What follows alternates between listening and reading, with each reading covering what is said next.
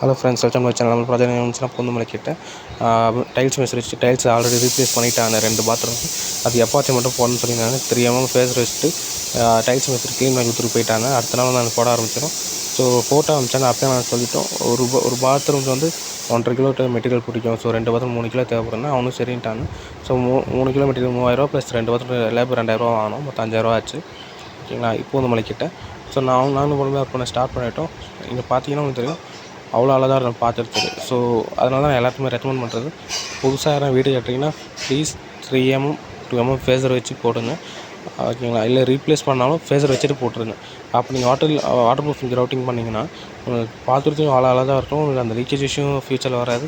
திரும்ப ஜாயிண்ட்டை கட் பண்ணி போட வேண்டிய பிரச்சனையும் உங்களுக்கு வராது. ஓகேங்களா? நிறைய பேர் அது தெரிய மாட்டேங்குது. திரும்ப டைல்ஸ் ஒட்டிங்கன்னா திரும்ப எங்களை கூப்பிட்றாங்க வந்து கட் பண்ணிட்டு போனாங்க. நான் கட் பண்ணி நாங்கள் எப்பாச்சும் சுட்டுட்டு போயிடுவோம். பட் அந்த ஒரு லுக்குன்றது ஒரு லைன் அவ்வளோ அழகாக வராது.